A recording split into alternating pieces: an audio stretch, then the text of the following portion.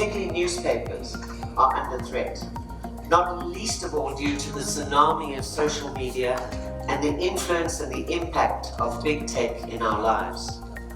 Namibia's media, as you all know, is not exempt, and at the heart of the dilemma is the challenge of creating viable business models which can generate and sustain good journalism, and in the process, hopefully, to win back the public trust. The Mail and Guardian, like most news publishers around the world, and I think I read a global survey which said that print still accounts for 90% of traditional print businesses. Journalism is important right now. It's never ceased to be important.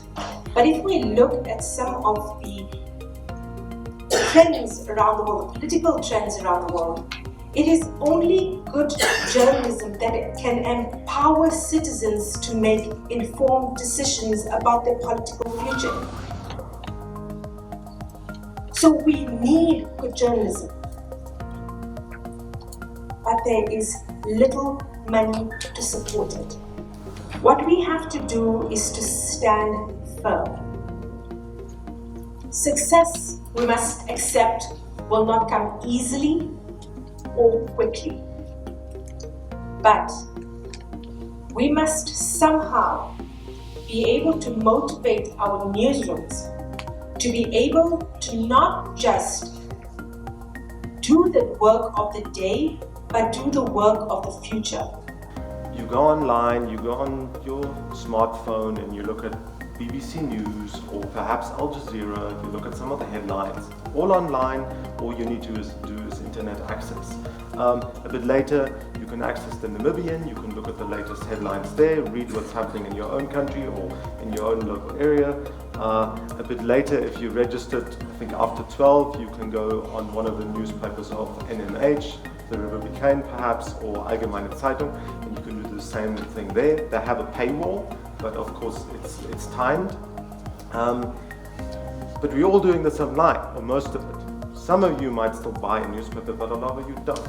And this is the crux of the matter, if you will. So I think the first thing that we always think about when we think about media freedom are the political pressures, the threats and harassments of journalists, imprisonment, even killings, physical attacks. We've heard some of this morning as well from Khadija with the situation in Tanzania. We know that this also happens elsewhere in the continent. So while we are focusing on other issues today, I think it is important to bear that in mind, that there are still very much political pressures, threats, harassments, physical attacks on journalists on the continent that we have to be remain aware of. Can you fathom society where the traditional media does not play a role? I, for one, cannot fathom that. Because although we have the advent, and in my view, an avalanche of instant media sharing of information, part of the information that we source here is not accurate, is not reliable. And remember, we need accurate, reliable, credible information for individuals, for society to contemplate what decisions to take. Most of the traditional media like the Namibian and the Republican and all of those newspapers, they are seen as very trustworthy news sources, news medium. So what happened is that people will get some of the information on the social media, and there's a lot of unverified information, and then they will say, no, let's wait for the Namibian, let's wait for the Republican of the NBC where we can get the real story, the truth. Very important that news managers, news editors and editors should put the brake on our journalists, on that FOMO of them, to not rush into a thing unless you've got your facts first. Investigative journalism remains the most expensive kind of journalism that we do. So any funding available to help reinforce our existing infrastructure helps us a great deal.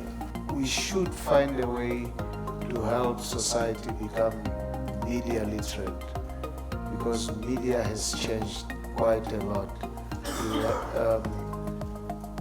I get amazed how some of the people who I think are well informed would easily just accept anything that comes across as true, as genuine.